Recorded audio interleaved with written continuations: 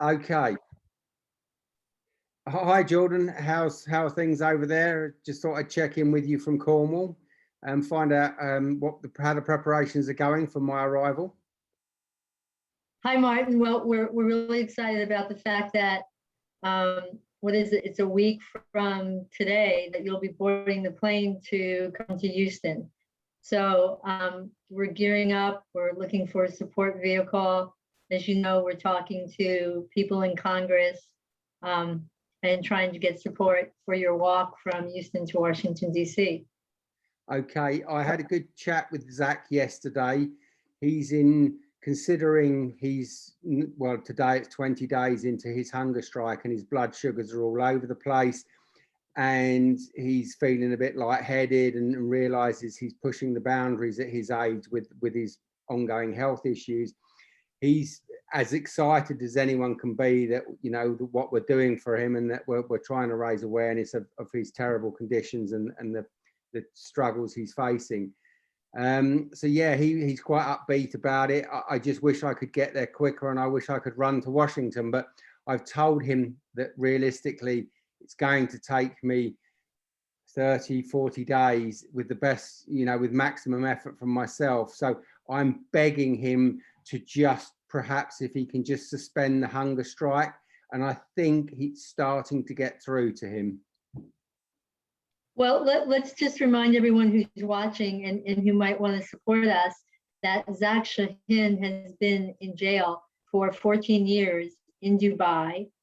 He's 58 years old, day 20 of a hunger strike because he can no longer bear the conditions in which he's living. He's got diabetes, he has cardiovascular issues, he has hypertension, and his conviction for 25 years and a $30 million fine is forgery of an informal document. And whenever I say that to people, they're just completely astounded, as am I. And Zach did not commit any crime. The Big Four actually audited his company, Dayar, from 2007 to 2016 and found nothing that would indicate anything untoward, any forgery, anything occurred. Dayar made money, lots, millions and millions of dollars under Zach's tenure as CEO. So the reason for folks who may not know, the reason why you're walking from Houston to Washington, D.C. is to bring awareness to the fact that an American citizen is detained in Dubai. Dubai doesn't have habeas corpus. It doesn't have presumption of innocence. It doesn't have jury trials. And we're trying to get the government, the American government, to pay attention because the American government is supposed to pay attention and protect its citizens. Zach was denied his Fourth and Fifth Amendment rights to due process. So that it takes an Irishman and a British NGO to stand up and fight for an American is completely amazing. Yeah, I mean, it's hard to imagine the conditions that Zach endures. I was there for 10 months. As an immediate neighbor, I saw Zach every day. And in my time there, I lost 35 kilos. The treatment is horrendous. And Zach told me his story. It's heartbreaking. And I've researched it since I've come out. And the things that were done to Zach, you know, he was arbitrarily detained. He was held for 9 years before he was even convicted of anything. I mean, have you ever heard of a white collar criminal suspected of a financial fraud? Even if you look at the worst case scenario that he did it, which I'm confident he didn't, why would they need to detain him in horrific conditions for 9 years before they were capable of actually getting a court to sentence him? And some of the things that happened to Zach during those early days, the brutal beatings, the torture, have left his body broken and scarred. And while he's been there, his family have had to pay the medical bills. And not only has the state security beaten him up and broken his knees and all sorts of other injuries, in order to survive and live, his family are given the medical bills. I believe they've paid out hundreds of thousands of dollars over 14 years to keep Zach alive.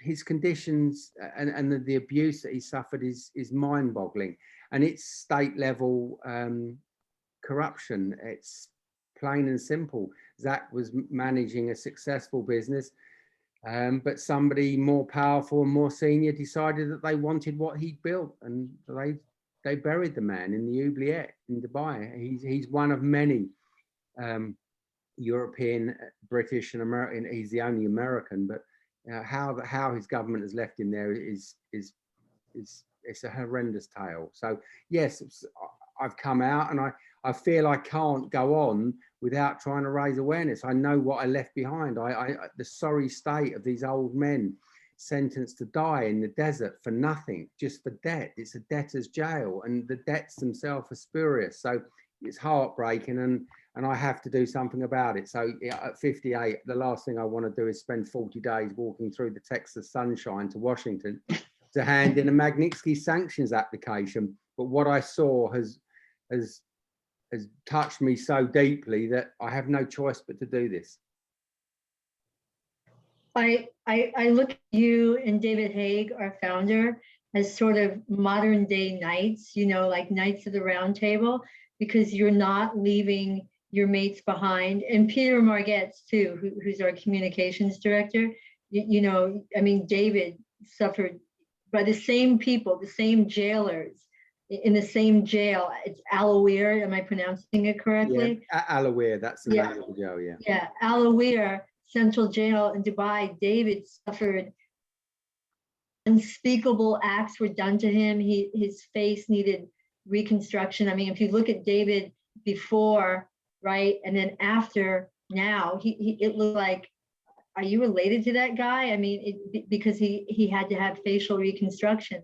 And reading your book, I mean, what you suffered is, I mean, this is not a Bernie Madoff story where people were lost their 401ks or their what they've been saving their whole life to retire on. This is a thing where Zach was initially called in because he received a $100,000 bonus. Well, if a company makes millions and millions and millions of dollars, that's not unusual, And then reading the account, he left his wife and kids at home, and he said, they have to ask me some questions. And because I remember asking him, I said, well, because a couple of days before he was going to go on vacation with the kids because it was like their spring break, and they took his passport, right? And I said, well, someone takes my passport in a foreign country, I'm hightailing it to the embassy, right? Well, actually, the consulate, that's what's in Dubai.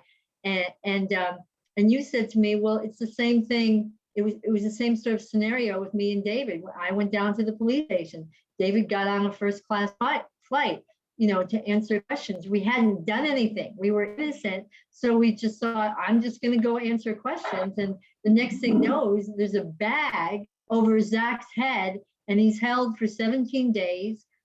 During the first day, the police came, can you imagine, to his home with, I don't know exactly if it was police because they weren't in like police type uniforms from what I read, but it's like after midnight and the kids are in bed. At that point, the kids were in middle school, and his wife answers the door and people barge into her home, and Zach is pulled from the car with a bag over his head in chains and shackles. The bag is ripped off so his wife can see that it's him. Then the bag is put back on his head and shoved back into the car. And that's the last time she sees Zach for 17 days. And this was in 2008. That's, and this is an ally.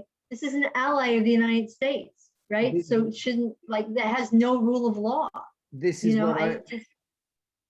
what I've said. That Dubai is extremely good at deceiving all of us. I myself was equally deceived.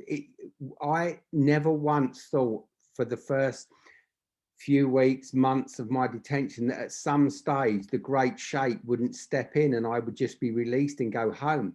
The marketing machine and the media campaigns that are artificially intelligent, that manage what we think of that country, are insanely capable and powerful. Nobody believes what goes on. Everybody assumes there must be more to the story, but I think it's starting to, you know, that the facade is starting to slip. You know, the UK courts have now ruled that matters of findings of fact that this man has kidnapped his daughters. He took his daughter from an American vessel on the high seas using his special forces. His right-hand man, Al Shabani, took a girl from the streets of Cambridge in 2000, and the police the operation was just hushed up by Tony Blair. But this man has been operating like a gangster on London streets, on American registered vessels in various other countries. The way that they carry on, but we're all struggling to actually take on board that they actually do it. But the UK courts have now made rulings and findings of fact that these events have happened, and this is how this guy operates. And that's probably what makes Dubai the most dangerous place I've ever been. I've traveled all over the world. I've been to South America, Eastern Europe, Russia, and I have always been cautious and mindful of where I was. But Dubai has the ability to lull you into a false sense of security. Everybody thinks it's a safe, wonderful, happy place, and it is until you have a problem. And then it resorts to a medieval judicial nightmare with no due process. You would probably be safer on the streets of Syria or Afghanistan than you are in Dubai, in truth, because at least you would know where you are. But in Dubai, you think you're in your hometown, and everything's as it would be where you originate from. You know, I had the feeling, you know, I grew up in Hornchurch in Essex. It was just like being in the next town. Procedure, I thought the rule of law would be respected. You know, I wouldn't go to Saudi Arabia and pick it as a place to live or build a business. But Dubai lulls you into the false sense of security. So like everybody else, Zach went down to the police station like any normal law-abiding citizen would, to explain himself and answer any questions, completely confident in the fact he knew he'd done nothing wrong. But unfortunately in Dubai, that's not enough. If somebody decides that you've done something wrong, whether you have or you haven't, that's the end of it. You go behind the bars, and you're seldom seen again. Yeah, we only have a couple of minutes left. It just boggles my mind, and I think that it's because Dubai is so technologically advanced. I mean, it uses more on a daily basis. It uses more technological gadgets and stuff than we use in the United States. I mean, maybe the DoD is using it, but not. We don't use all that technology that Dubai is implementing everywhere in its infrastructure. And you have these big, nice, shiny buildings, and you have these businesses, these high-end, posh businesses, and you think nothing bad can happen here, right? Because there's all this technology. And so you're not in the 7th century, you're in the 21st century where there's rule of law, but there really isn't rule of law. So we're so glad that you're coming here to work, to walk, that you're part of Detained International. And I just wanted to take a moment to say thank you so much to Susie at Rustic Cakes. Where is she? Do you remember the name of the town? St. Agnes. She's about 25 miles from you. St. Agnes. St. Agnes, yes. So Susie at Rustic Cakes in Cornwall is making you a cake, and it's going to have a Bigfoot on it. And when people come into Susie's cake shop on next week, they can get free pieces of your cake as a sort of support to celebrate. I hate to use the word celebrate because Zach is starving and literally dying, but Susie wanted to do this to say, I support this, and I send you on your walk and your travels with good wishes. Okay, well, look, good talking to you, Jordan. Perhaps we should have another chat in a couple of days' time and just update as we get nearer to the time. I'm making my final arrangements here, but let's get another broadcast out, because with things with Zach are moving day by day, and we need to keep an eye on his health. Yeah, definitely. And hopefully we'll have a positive response from Congresswoman Fletcher's office as to what they can do to start moving the American government forward into getting Zach's release.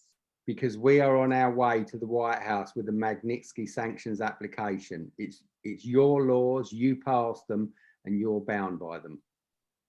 Right. Well, I've met Joe and I've met his wife. I've met Joe several times. I worked in the Obama campaign, and I know personally that President Biden, if he was aware of this, would be horrified. Well, you expanded Magnitsky in 2020, and now it's time to apply it to these guys. Friend or foe, you're not welcome in America if you have blood on your hands. That's what the rules say. Absolutely. All right, Martin, I'll see you in a couple of days. Okay, cheers. Cheers.